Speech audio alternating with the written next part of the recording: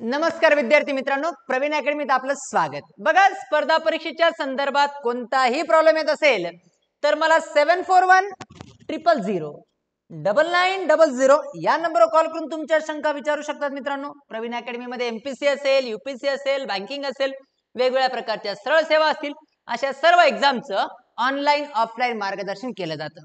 बघा मित्रांनो, प्रवीण अकॅडमी मध्ये त्याचं ऍप्लिकेशन डाउनलोड करा, ज्या रोज नवीन व्हिडिओ, टेस्ट, स्टडी मटेरियल तुम्हाला पाहण्यास मिळेल. महत्वाचा मुद्दा आज आपण चालू करणार आहोत. महत्वाच्या संस्था आणि संस्थापक. परीक्षेच्या एक दिवस आधी तुम्हाला हा टॉपिक वाचून जाणं गरजेचं आहे. परीक्षेच्या एक दिवस आधी हा टॉपिक वाचून जाणं काय गरजेचं आहे. ठीक आहे मित्रांनो, तो महत्वाचे आपण आज संस्था आणि त्या संस्थांचे संपादक आणि त्या संस्थांबद्दल आज काही माहिती आपण काय करणार आहोत, आज चर्चा करायला काय करणार आहोत मित्रांनो, सुरुवात करणार आहोत. चला मित्रांनो, वेळ न दवडता पटापट सुरुवात करूया. महत्वाची एक संघटना आहे मित्रांनो, बंगाल एशियाटिक सोसायटी. कोणती संघटना आहे? Bengal Asiatic society. तर बंगाल एशियाटिक सोसायटीची जी संघटना होती मित्रांनो, त्या संघटनेची स्थापना कोणी केलेली आहे? William Johne's. नाव लक्षात ठेवायचे, बंगाल एशियाटिक सोसायटी. हिची स्थापना कोणी केली? विल्यम जोन्स यांनी केलेली आहे. आता हिचं काम काय आहे तो माहिती आहे का मित्रांनो? भारतातल्या प्राचीन काळामध्ये जी महान पुस्तकं होती त्या सर्व पुस्तकांचं इंग्लिश कन्वर्ट करण्याचं काम, इंग्लिश मध्ये रूपांतर करण्याचं काम या संस्थेने करायची. बघा, इंग्रजांना जरी वाटत होतं की आमची संस्कृती मान, आमची संस्कृती मान, हे त्यांना दिखावा होता. फक्त त्यांना आतून माहिती होतं भारतीय संस्कृती खरंच महान आहे आणि भारताचे जे महान साहित्य आहे ते साहित्याचं इंग्लिश ट्रान्सलेशन करणं गरजेचं आहे. म्हणून त्यांनी यासारख्या संस्था काय केल्या होत्या? निर्माण केल्या होत्या. पुढचं महत्वाचे म्हणजे एशियाटिक सोसायटी. ही पण कोणाची आहे? विल्यम जोन्सचीच आहे. ही पण कोणाची आहे? विल्यम जोन्सची आहे. तर विल्यम जोन्सनेच काय केलं होतं? भगवद्गीतेचं, भगवद्गीता माहित असेल तुम्हाला, भगवद्गीता बरोबर आहे. तर भगवद्गीतेचं सर्वात प्रथम इंग्लिश ट्रान्सलेशन करणारा माणूस पण कोण आहे? विल्यम जोन्स आहे. भगवद्गीतेचं सर्वात प्रथम इंग्लिश ट्रान्सलेशन करणारा माणूस पण कोण आहे? विल्यम जोन्सच आहे. लक्षात ठेवायचंय. पुढचा महत्वाची संघटना जी विचार करणार आहोत आपण, बॉम्बे नेटिव्ह स्कूल. कोण आहे? Bombay native school. ठीक आहे. तर बॉम्बे नेटिव्ह स्कूलची स्थापना आहे नाना जगन्नाथ शंकर सेठ. कोण आहे? नाना जगन्नाथ शंकर सेठ. नाव वाटल्यास इथे लिहून देतो, नाना जगन्नाथ शंकर सेठ.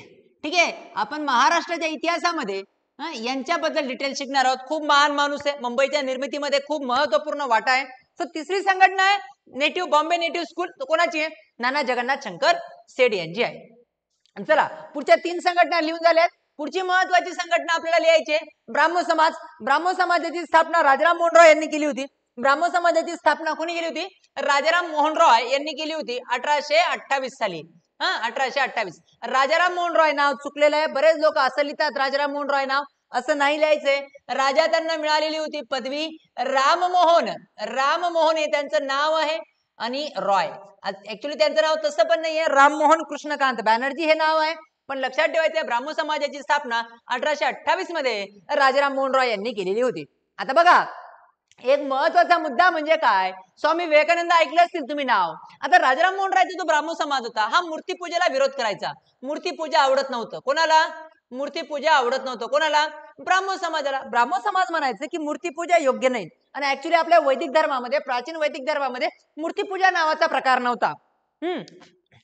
प्राचीन हिंदू धर्मामध्ये, या आपण आज वैदिक धर्म, सनातन धर्म जो म्हणतो, त्या सनातन धर्मामध्ये मूर्तीपूजा नावाचा प्रकार नव्हता.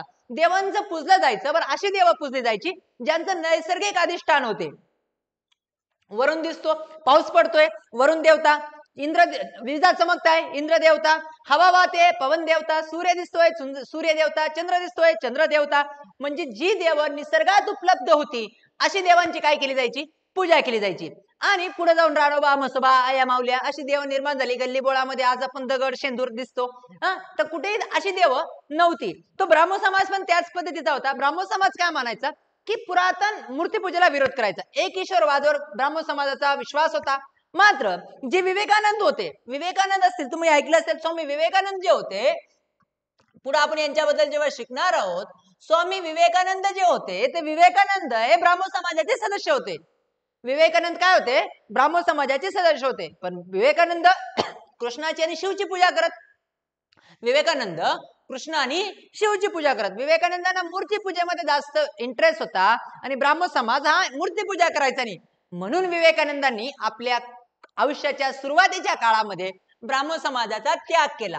विवेकानंदांनी आपल्या जीवनाच्या सुरुवातीच्या काळामध्ये ब्राह्मो समाजाचा काय केला होता? त्याग केलेला होता. चालायचं मित्रांनो पुढे. सो विवेकानंदांचं ब्राह्मो समाजाचं पण नातं आहे. तुम्हाला जनरली सापडणार नाही. दुसरा ब्राह्मो समाज झाला. त्याच्यानंतर महत्वाचा आहे म्हणजेच Land Holder association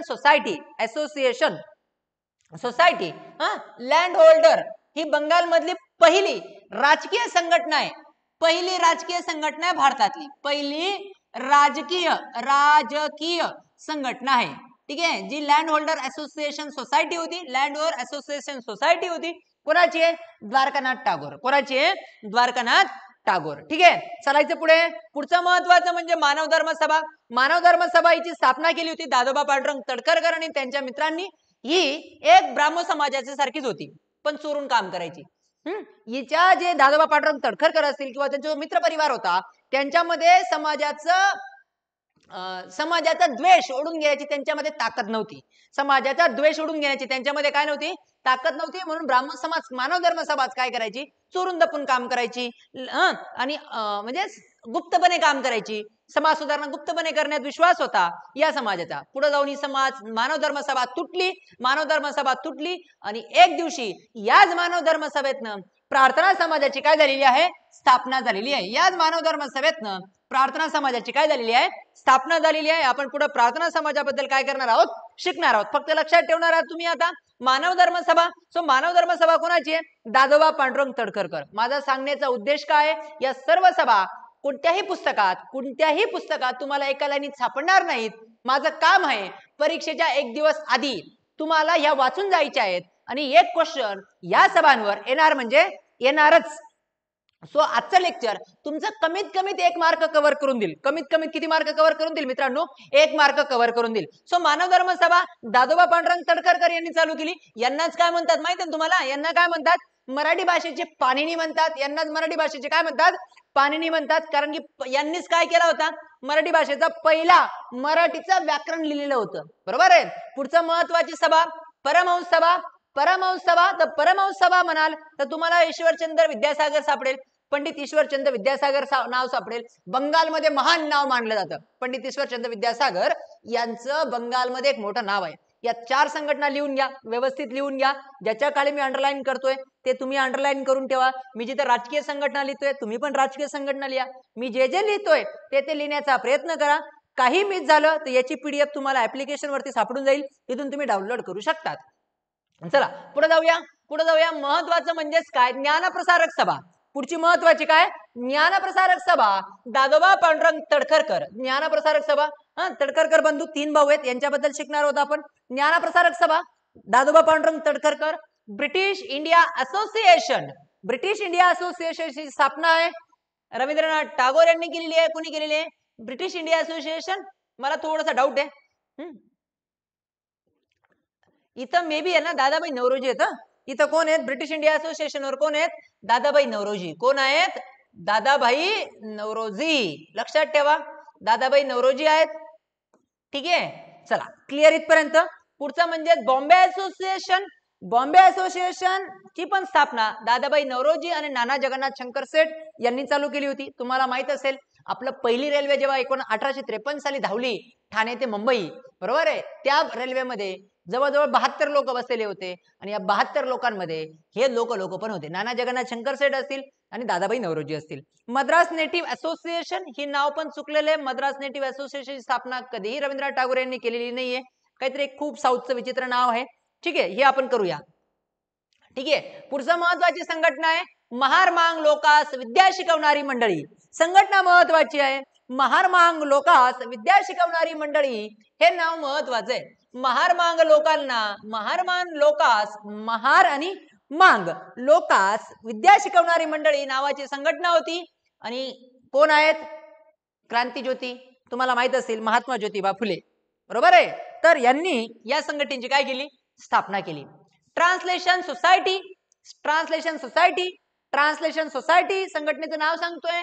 translation society तर ट्रान्सलेशन सोसायटीची स्थापना आहे सर सय्यद अहमद खान. सर सय्यद अहमद खान. आता या भाऊ बद्दल काय लक्षात ठेवायचंय, परीक्षेत इतिहासावर असा एखादा प्रश्न आला, एखाद्या संघटनेवर, एखाद्या गोष्टीवर असा प्रश्न आला ज्याचं उत्तर तुम्हाला माहिती नाही, ज्याचं उत्तर तुम्हाला माहिती नाही, पण 4 ऑप्शन पैकी एक ऑप्शन सर सय्यद अहमद खान आहे. 4 ऑप्शन पैकी एक ऑप्शन काय आहे, सर सय्यद अहमद खान आहे. तर बिंदास आणि बिंदास काय करायचं, सर सय्यद अहमद खानवर काय करायचं, टिक करून यायचं. कारण की या भाऊवर एवढे प्रश्न विचारून झालेले आहेत, दरवर्षी कुठला ना कुठला प्रश्न येतो म्हणजे येतो सर सय्यद अहमद खानवर.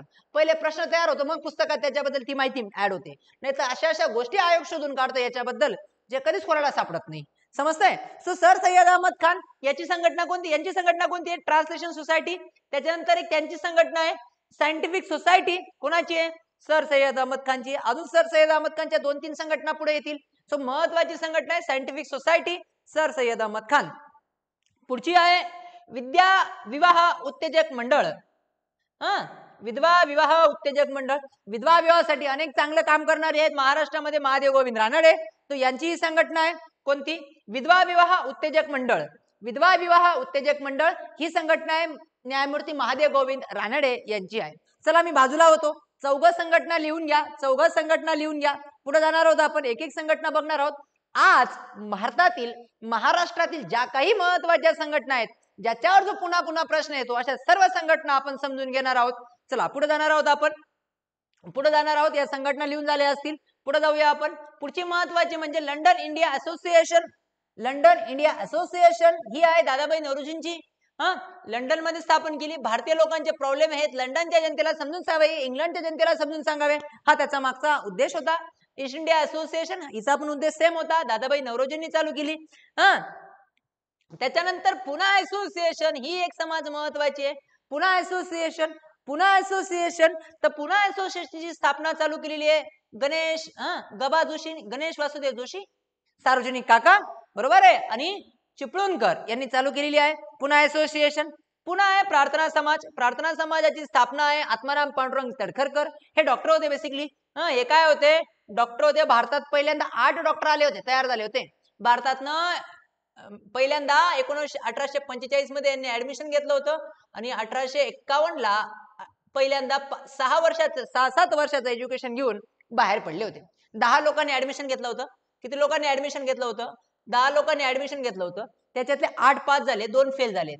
8 काय झाले होते, पास. या 8 डॉक्टरांच्या पहिल्या तुकडीपैकी एक डॉक्टर आत्माराम पांडुरंग तडखरकर पण आहेत. यांच्याबरोबर यांचा क्लासमेट ज्या 8 लोकांमध्ये कोण होते माहितीये का, डॉक्टर भाऊदाजी लाड. या 8 लोकांमध्ये अजून एक महत्वाचे 2 मित्र कोण, भाऊदाजी लाड. समजतंय. आणि जो नापास होणारा एक व्यक्ती आहे ना, जे 8-10 लोकांपैकी एक जो नापास झाला किंवा जो पुढे जाऊन पूर्ण 6-7 वर्ष एज्युकेशन कंप्लीट करू शकले नाही, असं व्यक्तिमत्व म्हणजे बाबा पद्मजी, ज्यांनी यमुना पर्यटन नावाची काय लिहिली, कादंबरी लिहिलेली.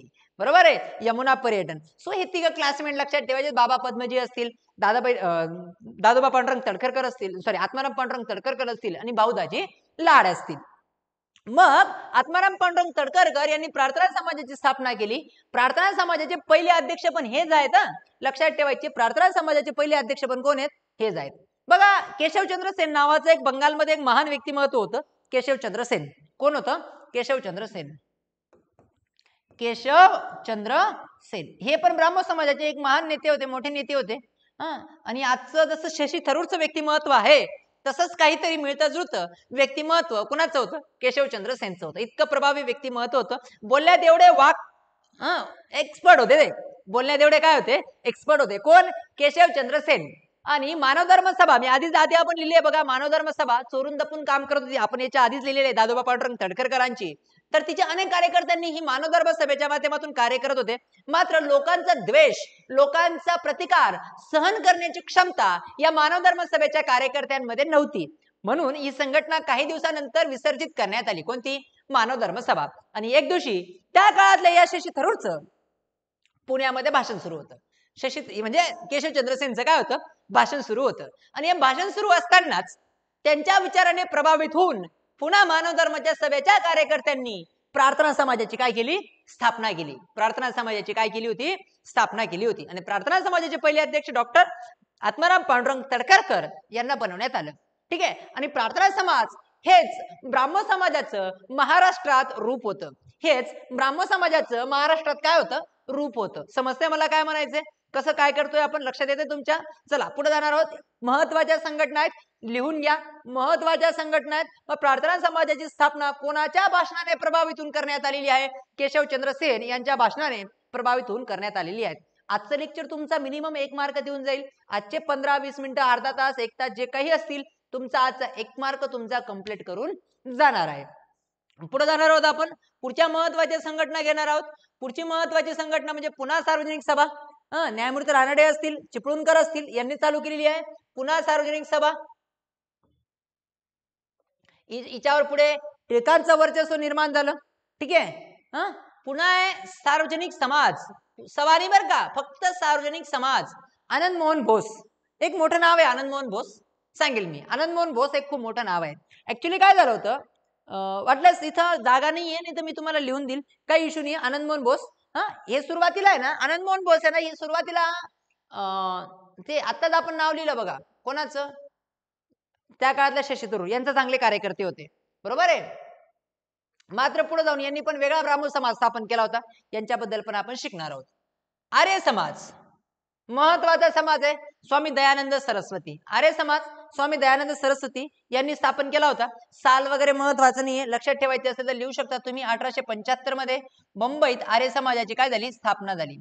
पुढे जाऊन हा समाज लाहोर मध्ये याचं हेड ऑफिस काय झालं होतं, स्थलांतरित झालं होतं. स्वामी दयानंद सरस्वती यांनी आर्य समाजाची काय केली, स्थापना केली.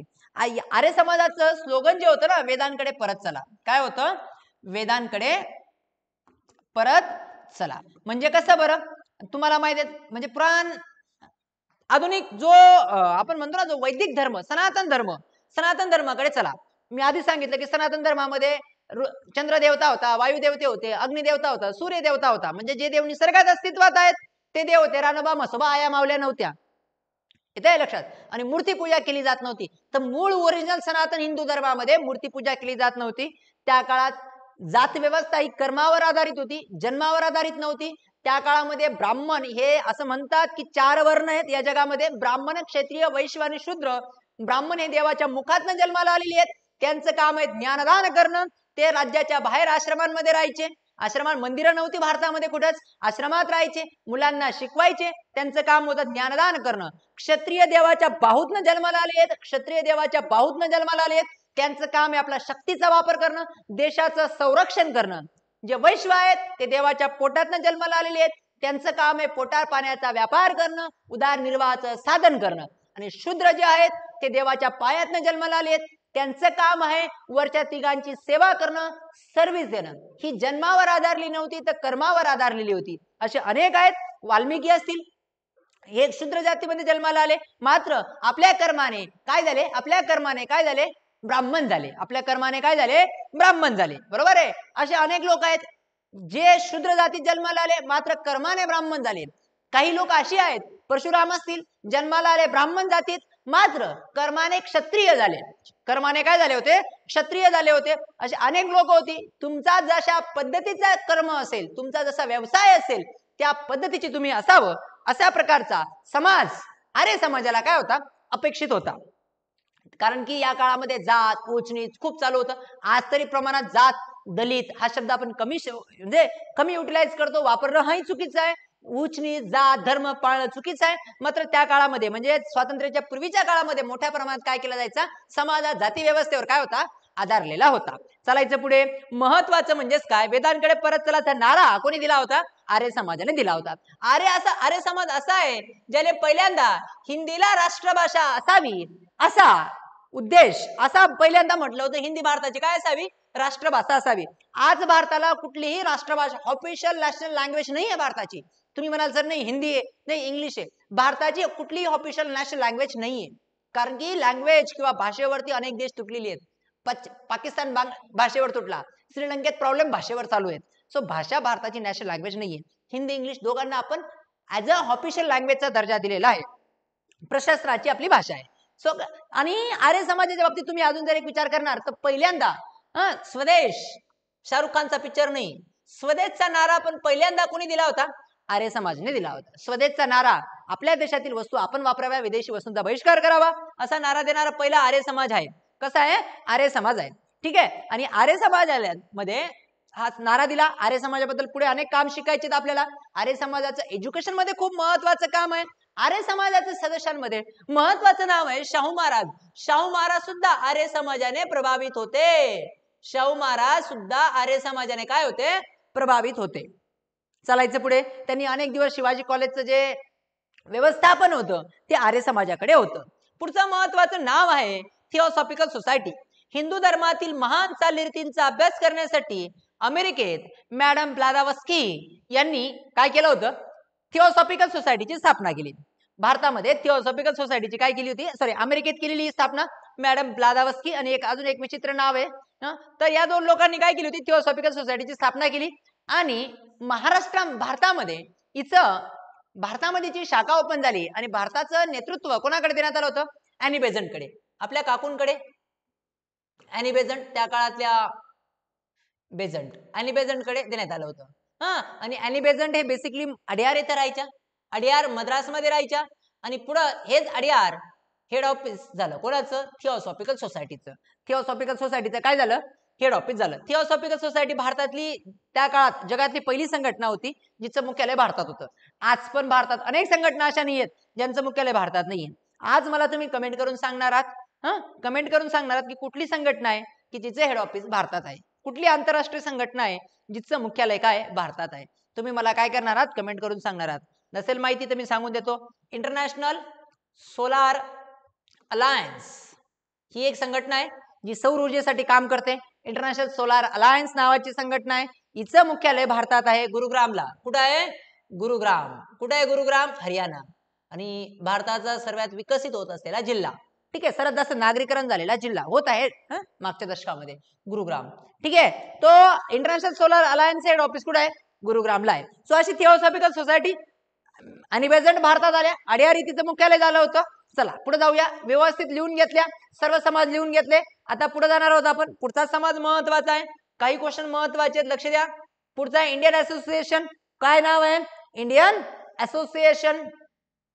इंडियन असोसिएशनचा जर विचार करणार तुम्ही, इंडियन असोसिएशनचा विचार करणार तर सुरेंद्रनाथ बॅनर्जी असतील, आनंद मोहन बोस असतील. सुरेंद्रनाथ बॅनर्जी असतील, आनंद मोहन बोस असतील. ठीक आहे. त्याच्यानंतर महत्वाचं नाव आहे छत्र समाज. छत्र समाज काय, आनंद बोस. कोणी केलेलं आहे, आनंद बोस. डेक्कन एज्युकेशन सोसायटी, लोकमान्य टिळक आणि आगारकर. ठीक आहे, लोकमान्य टिळक आणि Agarkar. Deccan education society Fergusson कॉलेजमधनं जेव्हा टिळकांना काढून दिलं, फर्ग्युसन कॉलेजमधनं जेव्हा टिळकांना काढून दिलं होतं त्यावेळेस टिळकांनी, चिपळूणकरांनी, नचिकेळकर, चिपळूणकर झालं, नचिकेळकर, नारायण चिंतामण केळकर असतील, आगारकर असतील, यांनी डेक्कन एज्युकेशन सोसायटीची काय केली होती, स्थापना केली होती. ठीक आहे. All India national conference, Surendranath Banerjee. आधीच आपण शिकलोय. हे जर तुम्ही मागचं लेक्चर आपलं व्यवस्थित केलं असेल तर तुम्हाला कळालं असेल की ऑल इंडिया नॅशनल कॉन्फरन्स ज्यावेळेस काँग्रेसची स्थापना झाली होती त्यावेळेस सुरेंद्रनाथ बॅनर्जी काँग्रेसमध्ये नव्हते किंवा त्या दिवशी उपस्थित नव्हते. ज्यावेळेस काँग्रेसची स्थापना होत होती त्यावेळेस सुरेंद्रनाथ बॅनर्जी उपस्थित नव्हते. का उपस्थित नव्हते, कारण की त्या काळामध्ये महत्वाचं म्हणजे ऑल इंडिया नॅशनल कॉन्फरन्सचं कलकत्ता येथे काय चालू होतं, अधिवेशन चालू होतं. आणि दोघांचं अधिवेशन ॲट अ टाइम चालू होतं. मुंबईला काँग्रेसचं किंवा राष्ट्रीय सभेचं आणि कलकत्त्याला नॅशनल ऑल इंडिया नॅशनल कॉन्फरन्सचं. चालायचं पुढे. चला, महत्वाचा मुद्दा आहे, इथपर्यंत लिहून घ्या. सर्व संघटना महत्वाच्या आहेत, सर्व संघटना महत्वाच्या आहेत. पुढे आपण एक एक संघटनेबद्दल अजून बऱ्याच क्वेश्चन आपल्याला करायचे आहेत. बऱ्याच 27 संघटना झालेल्या आहेत आपल्या आतापर्यंत. पुढची संघटना आहे म्हणजे Bombay Presidency Association. Bombay Presidency Association, त्या काळातला महान असा मवाळ नेता Pherozeshah Mehta. Bombay Presidency Association. पुढचं महत्वाचं नाव आहे, पुढचं महत्वाचं नाही, मुस्लिम एज्युकेशन कॉन्फरन्स. परत आला भाऊ, कोण आला, सर सय्यद अहमद खान. मुस्लिम एज्युकेशन कॉन्फरन्स, बरोबर आहे. Indian reform association, Indian reform association पुन्हा आहे. ठीक आहे. दादाबाई नौरोजी कोण आहेत, दादाबाई नौरोजी. आणि इंडियन पेट्रोटिक सोसायटी, ठीक आहे, सर सय्यद अहमद खान आणि बनारसचा राजा हरिप्रसाद. अजून नाव लिहून घ्या, हरिभाऊ प्रसाद, हरिप्रसाद. ठीक आहे, हरिभाऊ नका लिहा, हरिप्रसाद. बनारसचा राजा हरिप्रसाद. पेट्रोटिक मतलब काय, ज्याला देशाचा अभिमान असतो अशांना काय म्हणतात, पेट्रोटिक म्हणतात. पेट्रोटिक सॉन्ग ऐकलं असेल तुम्ही. 26 जानेवारी 15 ऑगस्टला आपण जे म्हणतो ना की आज कुठले गाणे चालू आहेत, तर पेट्रोटिक सॉन्ग चालू आहेत, तर पेट्रोटिक. ठीक आहे. तर Indian Patriotic Society, sir Syed Ahmad Khan, बनारसचा राजा हरिप्रसाद. सर्व व्यवस्थित लिहून घ्या, सर्व व्यवस्थित लिहून घ्या. पुढे जाणार आहोत आपण, पुढे जाणार आहोत. लिहून झाले असतील, आय होप लिहून झाले असतील. पुढचं म्हणजे आर्य महिला समाज. आर्य समाज नाही मित्रांनो, आर्य महिला समाज. आर्य महिला समाजाची स्थापना पण मुंबईत झालेली आहे. आर्य महिला समाजाची स्थापना पण मुंबईत झाली. कोणी केली? पंडिता रमाबाईंनी केली. ठीक आहे, पंडिता रमाबाईंनी केली. ठीक आहे, पुढचा महत्वाचं म्हणजे औद्योगिक परिषद. हे पण आपण ऑलरेडी शिकून झाले काँग्रेसच्या स्थापनेच्या वेळेस. औद्योगिक परिषद कोणती आहे? महादेव गोविंद रानडेंनी चालू केली होती औद्योगिक परिषद. पुढचं महत्वाचं म्हणजे राधाकृष्ण मिशन. कर्नाटक जवळ बेल्लूर येथे आहे राधाकृष्ण मिशन. रामकृष्ण मिशन, राधाकृष्ण आलं, सॉरी माय मिस्टेक. रामकृष्ण मिशन माहित असेल तुम्हाला. रामकृष्ण मिशन कुठं आहे? स्वामी विवेकानंदांनी चालू केलं. स्वामी विवेकानंदांनी चालू केलं रामकृष्ण मिशन. पुढचं आहे आर्य महिला समाज, हिंगणे येथे आहे. आर्य महिला समाज हिंगणे येथे आहे. आणि हिंगणे येथे आर्य महिला समाज आहे. आणि त्याची स्थापना कोणी केली होती? महर्षी धोंडो केशव कर्वेंनी केली होती. आणि तुम्हाला माहिती आहे कर्वे असे पहिले महाराष्ट्रीयन व्यक्ती आहेत ज्यांना भारतरत्न मिळाला आहे. कर्वे असे पहिले महाराष्ट्रीयन व्यक्ती आहेत त्यांना काय मिळालं आहे? भारतरत्न मिळाला आहे 1958 ला. त्यांच्या 100व्या वाढदिवसानिमित्त, त्यांच्या 100व्या वाढदिवसानिमित्त कर्वेंना काय मिळालं आहे? कर्वे महाराष्ट्रीयन पहिले व्यक्ती आहेत ज्यांना काय मिळालं आहे? भारतरत्न मिळालेला आहे. पहिले महाराष्ट्रीयन व्यक्ती आहेत ज्यांना भारतरत्न मिळाला आहे. लिहून घ्या, सर्व संघटना लिहून घ्या. या संघटना परीक्षेत पुन्हा पुन्हा विचारल्या जातात. पुन्हा आता अनाथ महिला आश्रम कुठं होतं? हिंगणे, पुण्याजवळ होतं. प्लेगच्या साथीमुळे हलवावं लागलं होतं हे हिंगणेला. आणि बेसिकली कॉलेजचे प्राध्यापक सायकलीवर जायचे. खूप खूप स्ट्रगल केलंय माणसाने महर्षी धोंडो केशव कर्वेंनी. आपण यांबद्दल शिकणार आहोत. महर्षी धोंडो केशव कर्वेंबद्दल पुढे शिकणार आहोत. मित्रमेळा, विनायक दामोदर सावरकर. ऍक्च्युली 3 संघटना आहेत. आधीचं नाव वेगळं आहे, नंतर मित्रमेळा, त्याच्यानंतर अभिनव भारत. ठीक आहे, सो मित्रमेळा विदा सावरकर, विनायक दामोदर सावरकर, बरोबर आहे. त्याच्यानंतर पुढचं महत्वाचं म्हणजे Maratha education society. Maratha education society Shahu महाराजांनी चालू केली. मराठा एज्युकेशन सोसायटी कोणी चालू केली? शाहू महाराजांनी. पुन्हा पुढचं म्हणजेच अभिनव भारत. ठीक आहे, अभिनव भारत. अभिनव भारत पण कोणी चालू केलाय? विदा सावरकर आणि बाबाराव सावरकर, त्यांचे बंधू बाबाराव सावरकर दोघांनी चालू केली. ऍक्च्युली ही आहे 1899 मध्ये. ही आहे 1904 मध्ये. साल महत्वाचे नाहीये. तुम्हाला सध्याचं टार्गेट आपलं साल नाहीये. आपलं सध्याचं टार्गेट काय? कोणती संस्था कोणी चालू केली आणि परीक्षेच्या दृष्टिकोनातून त्या संस्थेचे काय व्हॅल्यू आहे ते आपल्याला डिस्कस करायचंय. सो अभिनव भारत चालू केलेली आहे विदा सावरकर, विनायक दामोदर सावरकर आणि बाबाराव सावरकरांनी. पुढचं म्हणजे भारत सेवक संघ पुण्यामध्ये चालू केली होती. सर्वंट ऑफ इंडियन सोसायटी, हिच्यावर पुन्हा पुन्हा प्रश्न येतो. सर्वंट ऑफ इंडियन सोसायटी 1905 मध्ये चालू केली होती. सच्चे देशभक्त निर्माण करण्याचा उद्देश होता.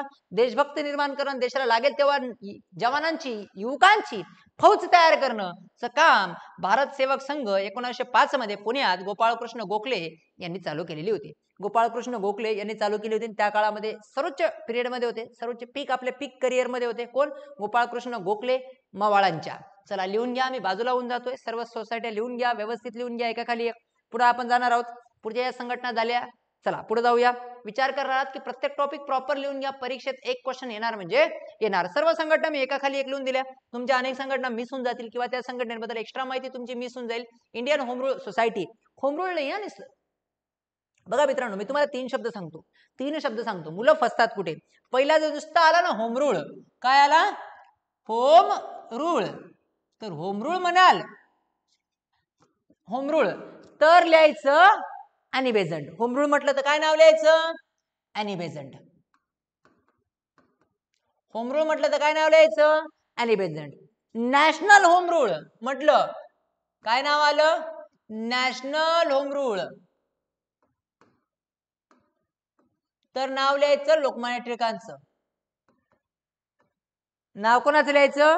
लोकमान्य टिळकांचं. आणि इंडियन होम रूल सोसायटीचं नाव आलं तर श्यामजी कृष्ण वर्मा. लंडन मध्ये इंडिया हाऊस नावाची संघटना पण चालू केली होती. घर होतं हे इंडिया हाऊस, बरोबर आहे. जे भारतीय पोरांना एज्युकेशन साठी राहण्याची सोय करून द्यायचं, शिष्यवृत्ती उपलब्ध करून द्यायचं. सावरकर असतील, मादाम कामा असतील, पुढं मदनलाल धिंगरा असतील, अशा अनेक क्रांतिकारी याच श्यामजी कृष्ण वर्माच्या इंडिया हाऊस मध्ये तयार झाले. समजते? सो नुसतं होम रूल आलं तर Annie Besant, national home rule आलं तर लोकमान्य टिळक, आणि इंडियन होम रूल सोसायटी आलं तर कोण? श्यामजी कृष्ण वर्मा हे असतील. ऍक्च्युली मी पुढे एकदम रोमॅन्टिक गोष्ट पण सांगेन. पुढे काय झालं होतं, मी एक गोष्ट सांगून देतो. टिळकांचं श्यामजी कृष्ण वर्मांचं खूप जमायचं. खूप चांगले मित्र होते ते, खूप चांगले मित्र होते. बघा एक किस्सा सांगतो तुम्हाला, लक्षात राहील, तुमच्या लाईफ टाईम लक्षात राहील. काय झालं, आता आपण विषय मागे विषय निघाला म्हणून सांगतो. 1905 ची गोष्ट आहे मित्रांनो. 1905 ची बंगालची फाळणी झाली. 1905 ची कशाची फाळणी झाली होती? बंगालची फाळणी झाली. आता बंगालची फाळणी झाल्यामुळे, बंगालची जेव्हा फाळणी झाली, या बंगालच्या फाळणी झाल्यानंतर आपण वंगभंग आंदोलन चालू केलं. बंगालच्या फाळणीनंतर काय चालू केलं होतं आपण? वंगभंग आंदोलन. म्हणजे काय काय होतं बरं वंगभंग आंदोलनामध्ये?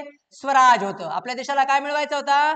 स्वराज. नंतरून स्वदेश, नंतरून राष्ट्रीय शिक्षण. काय मिळवायचं होतं? राष्ट्रीय शिक्षण. आणि काय करायचा होता? बहिष्कार. काय करायचा होता? बहिष्कार. ठीक आहे. या 4 गोष्टी कशामध्ये होत्या? वंगभंग आंदोलनामध्ये होत्या. आणि तुम्हाला माहित असेल, टिळकांचं आणि आगरकरांचं अजिबात जमायचं नाही.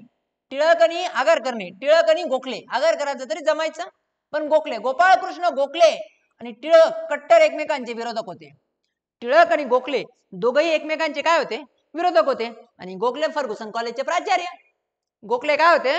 फर्ग्युसन कॉलेजचे प्राचार्य किंवा फर्ग्युसन कॉलेजचे मोठा प्राचार्य नव्हते त्या काळामध्ये, 1905 च्या काळामध्ये, कारण की राजनीतीमध्ये सक्रिय होते.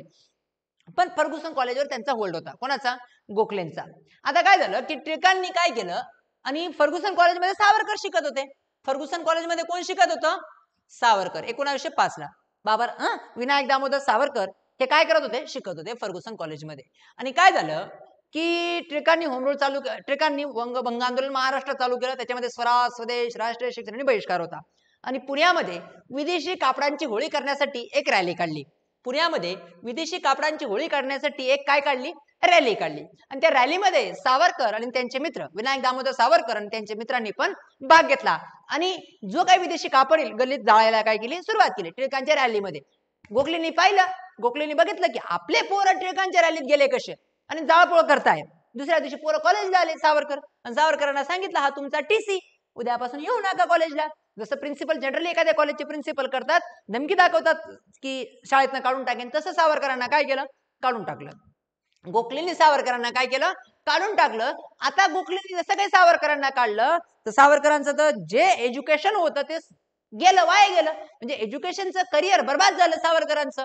मग ही गोष्ट टिळकांना समजली. ही गोष्ट कोणाला समजली? टिळकांना समजली की पोरांनी आपल्या त्या रॅलीमध्ये आले, कपडे जाळले, याच्यामुळे काय झालं? पोरांना कॉलेजमधनं काढून टाकलं. मग यामुळे टिळक दुःखी झाले. टिळकनी विचार केला की आपल्यामुळे पोरांचं करिअर बर्बाद झालं, आपल्यामुळे पोरांचं नुकसान झालं. मग टिळकांनी काय केलं? त्यांचे जे मित्र होते श्यामजी कृष्ण वर्मा, जे लंडनला इंडिया हाऊस चालवायचे. काय चालवायचे? इंडिया हाऊस चालवायचे. तर इंडिया हाऊसच्या श्यामजी कृष्ण वर्मांना फोन, म्हणजे फोन नसेल त्या काळात, पत्र पाठवलं की तुम्ही सावरकरांना शिष्यवृत्ती द्या आणि बॅरिस्टर होण्यासाठी लंडनला बोलवा. सावरकरांना काय द्या? शिष्यवृत्ती द्या आणि बॅरिस्टर होण्यासाठी कुठे बोलवा? लंडनला बोलवा. मग सावरकरांना ते यांनी श्यामजी कृष्ण वर्मांना ते पत्र भेटलं. मग श्यामजी कृष्ण वर्मांनी शिष्यवृत्ती दिली. कोणाला? सावरकरांना. आणि सावरकर बॅरिस्टर होण्यासाठी कुठे गेले? लंडन गेले. मात्र सावरकरांचा उद्देश हा म्हणजे पूर्वीपासून वाचण्यात खूप प्रगल्भ ज्ञानी व्यक्तिमत्व आहे. भारतामध्ये ही शोकांतिका आहे. जेवढा चुकीचे गांधी समजले, तेवढेच चुकीचे सावरकर समजले. गांधीजी जेवढे चांगले समजले, तेवढे चुकीचे सावरकर समजले. दोघांमध्ये अतोनात फरक आहे. कधीतरी कोणीतरी आपण डिस्कस करू, गांधी श्रेष्ठ या सावरकर किती चांगले किती वाईट. ठीक आहे, या गोष्टीवर आपण चर्चा करूया कधीतरी. आता वेळ नाही, पण मी तुम्हाला शब्द देतो की या गोष्टीवर आपण काय करूया? चर्चा करूया. इतिहासामध्ये गांधीजींच्या लाईफमध्ये बऱ्याच मिस्टेक आहेत, ज्या आपण नजरअंदाज करतो. आपण काय करतो? नजरअंदाज करतो. त्या गोष्टीवर पण आपण काय करूया? एका दिवशी चर्चा करूया मित्रांनो. मग अशा पद्धतीने सावरकर लंडनला गेले. कोणाच्या? श्यामजी कृष्ण वर्माच्या. पण त्यांना कोणी पाठवलं होतं? म्हणजे कोणी पत्र लिहून पाठवलं होतं? टिळकांनी श्यामजी कृष्ण वर्मांना सांगितलं. स्टोरी समाप्त. चला, कीर्तन समाप्त. पुढे जाऊया. डिप्रेस क्लास मिशन, महर्षी विठ्ठल रामजी शिंदे यांच्यावर पण पुन्हा पुन्हा प्रश्न येतो. हा प्रश्न पण टॉपिक इम्पॉर्टन्स आहे. विठ्ठल रामजी डिप्रेस क्लास मिशनची स्थापना कोणी केली आहे? वीरा शिंदे, विठ्ठल रामजी शिंदे. ठीक आहे. पुढचा म्हणजे इंडियन मुस्लिम लीगची स्थापना 1906 मध्ये झाली. मुस्लिम लीगची स्थापना 1906 मध्ये झाली. आणि कोणी केली? सलीमुल्ला आणि आगा खान. कोणी केली होती? सलीमुल्ला आणि आगा खान यांनी केली होती. यांना असं वाटलं काँग्रेससारखी आपली एक संघटना असावी जी पूर्व बंगालमध्ये काम करेन, म्हणजे आजच्या बांगलादेशमध्ये काम करेन, मुसलमानांचं वर्चस्व लावून धरेन. 1906 मध्ये बंगालच्या फाळणीनंतर 1906 मध्ये बंगालच्या फाळणीनंतर इंडियन मुस्लिम लीगची काय करण्यात आली, स्थापना केली. 2 लोकांनी केली, सलीमुल्ला आणि आगा खान. यादी बनवणार आहोत पुढे. आतापर्यंत मुस्लिम लीगचे झालेले सदस्य, स्वातंत्र्याचे अध्यक्ष, स्वातंत्र्याच्या आधी अध्यक्ष नवाब सलीमुल्ला आणि आगा खान. सेवा समिती पुढचं महत्वाचं आहे. सेवा समिती, सेवा समितीची स्थापना केली आहे हृदयनाथ कुंजरू. कोणी केलेली आहे? हृदयनाथ कुंजरू यांनी सेवा समितीची काय केलेली आहे, स्थापना केलेली आहे. चला पुढे जाणार आहोत आपण. पुढचं जाणार आहोत. पुढचं म्हणजेच दुधगाव. दुधगाव नाही आहे, ते दुधगाव आहे. हे नाव चुकलेलं आहे, स्पेलिंग. ओके चला ठीक आहे. दुधगाव, दुधगाव विद्या प्रसारक मंडळ, दुधगाव विद्या प्रसारक मंडळ. कर्मवीर भाऊराव पाटील, महान माणूस कर्मवीर भाऊराव पाटील, रयतचे संस्थापक. रयतचे काय आहेत? संस्थापक. ठीक आहे. दुधगाव विद्या प्रसारक मंडळ. त्याच्यानंतर सत्यशोधक समाज.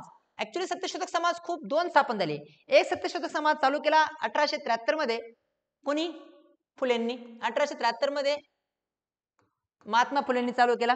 पुढे जाऊन महात्मा फुलेंच्या निधनानंतर कोल्हापूरमध्ये पुन्हा सत्यशोधक समाजाचा चळवळ मोठी उभी राहिली. ब्राह्मणांच्या विरोधात मोठी चळवळ उभी राहिली आणि तिचं नेतृत्व शाहू महाराजांनी केलं. ऍक्च्युली त्याच्या मागचे अनेक कारण होते, ते आपण नंतरून करूया. सो कोल्हापूरमध्ये सत्यशोधक समाज चालू केला कोणी?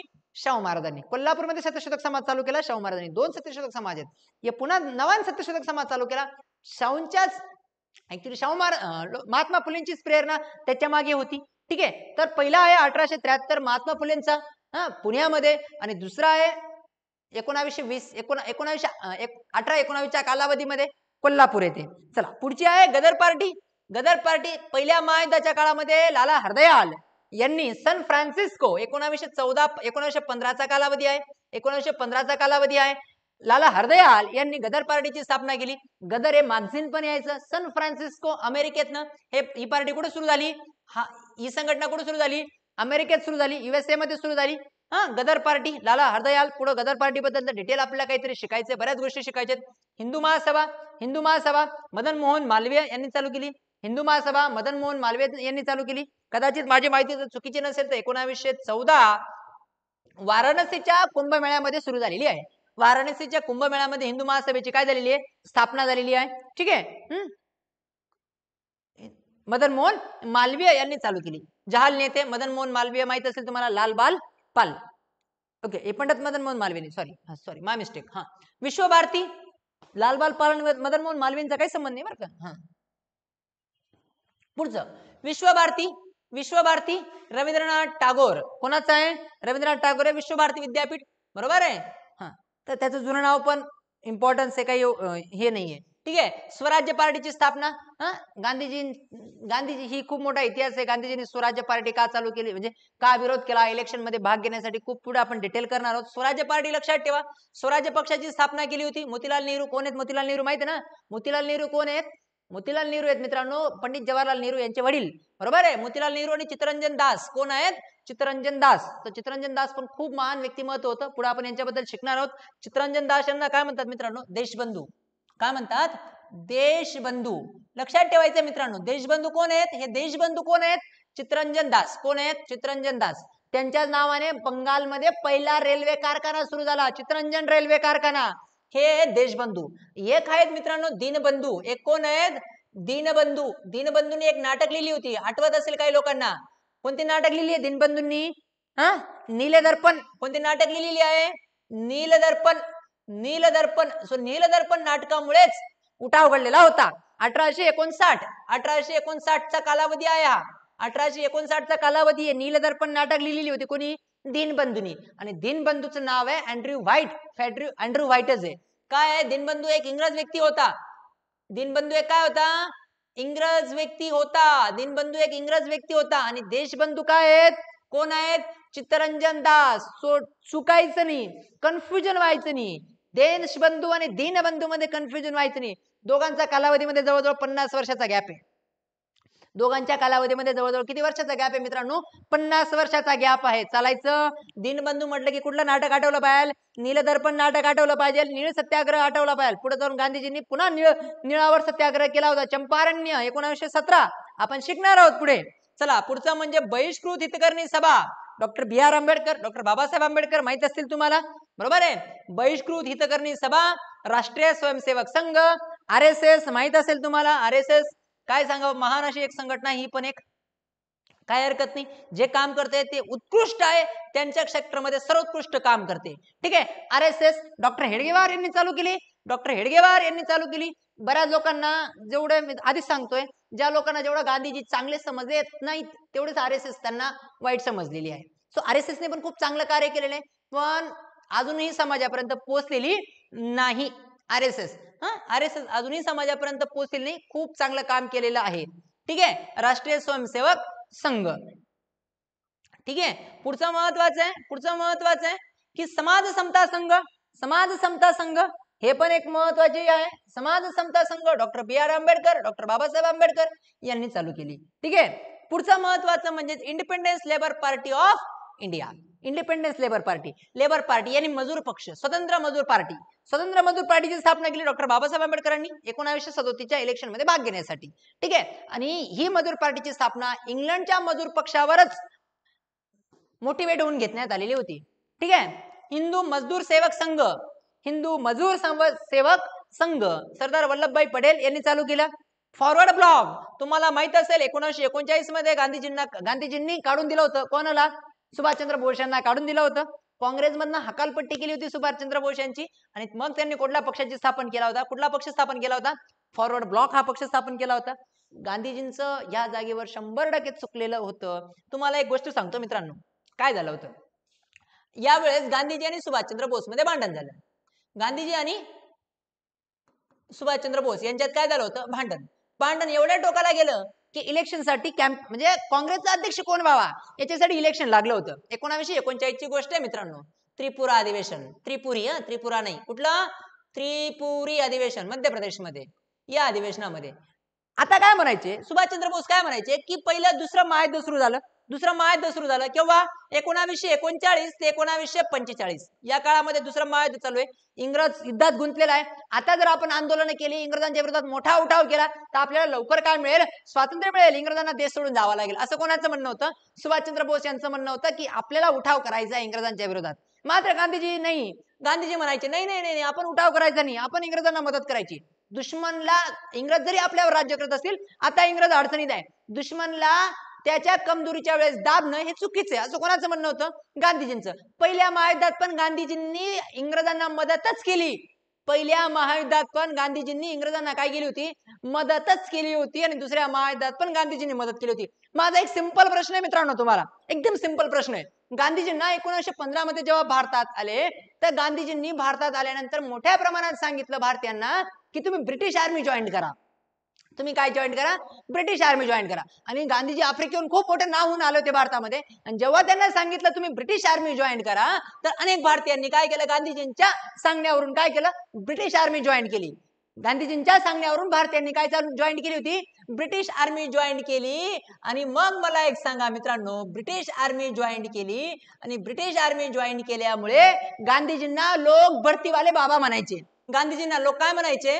भरतीवाले बाबा. काय म्हणायचे? भरतीवाले बाबा. काय म्हणायचे?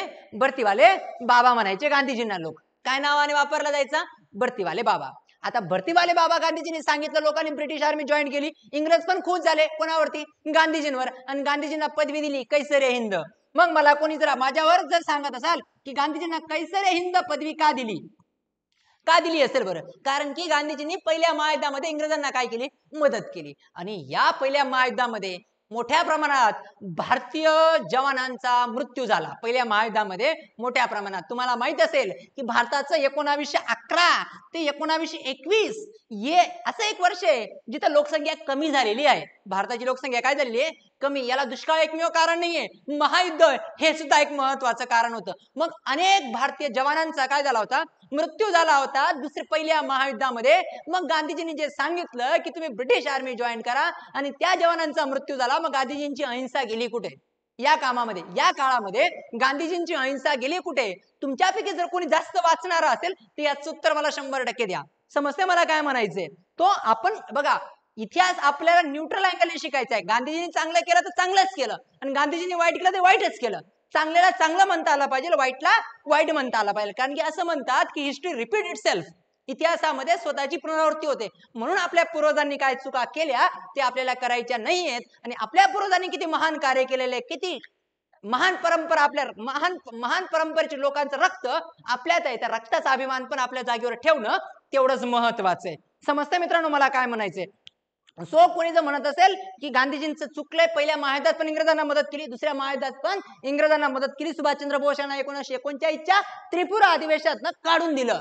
त्रिपुरा अधिवेशनात काय केलं होतं? काढून दिलेलं होतं. कारण की ते इंग्रजांच्या विरोधात काय करणार होते? उठाव करणार होते, असं त्यांचं म्हणणं होतं. आणि गांधीजींनी स्वतः पट्टभी सिद्धरामय्यांना उभं केलं होतं. पट्टभी सिद्धरामय्या हरून गेले होते आणि काँग्रेसचं अध्यक्षपद कोण जिंकलं होतं? सुभाषचंद्र बोस. नुसता पट्टभी सिद्धरामय्याचा पराभव नव्हता हा, पट्टभी सिद्धरामय्याचा पराभव नव्हता, हा पराभव होता प्रत्यक्ष गांधीजींचा. आणि कोणाच्या भोवती? सुभाषचंद्र बोस यांच्या समोर. कोणाचा पराभव होता? सुभाषचंद्र बोस यांच्या समोर प्रत्यक्षरित्या कोणाचा पराभव होता? गांधीजींचा. ठीक आहे, पुढे आपण या गोष्टी डिटेल डिस्कस करूया, काही टेन्शन घेऊ नका. बघा पुढचा म्हणजे फॉरवर्ड ब्लॉक त्यांनी स्थापन केला. फॉरवर्ड ब्लॉक आज पण एक पॉलिटिकल पार्टी आहे फॉरवर्ड ब्लॉक. पुढचं म्हणजे तत्वबोधनी सभा. तत्वबोधनी सभा महत्वाच्या मुद्द्यावर येऊया आपण. तत्वबोधनी सभा कोणाची आहे? रवींद्रनाथ टागोर यांची आहे. त्याच्यानंतर schedule caste federation doctor Babasaheb आंबेडकरांची आहे. शेड्यूल कास्ट फेडरेशन लिहून टाका. आझाद हिंद सेना. आझाद हिंद सेना रासबिहारी बोसचे खूप महान माणूस आहे, क्रांतिकारी यांच्याबद्दल आपल्याला फक्त एवढंच माहिती आहे की आझाद हिंद सेनेने, रासबिहारी बोस यांनी आझाद हिंद सेनेची स्थापना केली. पण या माणसाने 1915 मध्ये भारत सोडलेले मित्रांनो. 1915ला भारत सोडले. केव्हा भारत सोडले? रासबिहारी बोस यांनी 1915ला भारत सोडलेला आहे. आणि 1942ला आझाद हिंद सेनेची स्थापना झाली. आझाद हिंद सेनेच्या स्थापनेचा पण एक महान इतिहास आहे, तो पण आपण डिस्कस करणार आहोत. सो जवळजवळ तुम्ही जर विचार करणार तर 42,15 केलं तुम्ही, तर 27 वर्ष जपानमध्ये त्यांनी काय काम केलं या गोष्टीचा जर तुम्ही इतिहास शोधला तर तुम्हाला या माणसाची व्हॅल्यू कळेल. ठीक आहे. सो आझाद हिंद सेनेची स्थापना आहे रासबिहारी बोस, त्याच्यानंतर तिचं नेतृत्व सुभाषचंद्र बोस यांच्याकडे आलं. जर असं विचारलं आझाद हिंद सेनेचं पहिल्यांदा कोणाच्या डोक्यात आलं होतं? मोहनसिंग भाकना यांच्या या म्हाताऱ्या माणसाच्या डोक्यामध्ये सर्वप्रथम आलं होतं आझाद हिंद सेना स्थापन करावी. या माणसाच्या डोक्यात आलं होतं.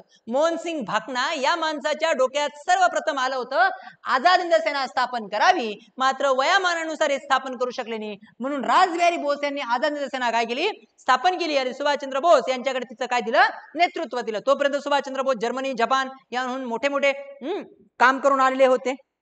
बरंच चांगलं काम करून आले होते. भारतातनं कसे गेले, काय गेले, खूप महान इतिहास आहे सुभाषचंद्र बोस. एक चॅप्टर जेव्हा आपण शिकू त्यावेळेस याबद्दल काय करूया? डिटेल करूया. पुढचं म्हणजे महत्वाचं म्हणजे समता संघ. पुढचं महत्वाचं काय आहे? समता संघ. समता संघ कोणाचा आहे? महर्षी धोंडो केशव कर्वेंचा आहे. ठीक आहे. आताच आपण महर्षी धोंडो केशव कर्वेंबद्दल पण शिकलोय. तत्वबोधनी सभा रवींद्रनाथ टागोर म्हणण्यापेक्षा देवेंद्रनाथ टागोर म्हणूया. रवींद्रनाथ नाहीये, तत्वबोधनी सभा देवेंद्रनाथ टागोर. इथं काय नाव आहे? रवींद्रनाथ टागोर यांची वडील आहेत देवेंद्रनाथ टागोर. ठीक आहे. देवेंद्रनाथ टागोर यांची संघटना आहे कोणती? तत्वबोधनी सभा. चला पुढे जाऊया. पुढची महत्वाची संघटना इथपर्यंत आपण डिस्कस केल्यात. उद्या जेव्हा भेटू त्यावेळेस पुन्हा एक चांगला टॉपिक आपण घेऊया. So thank you for watching this video. Thank you for Praveen academy.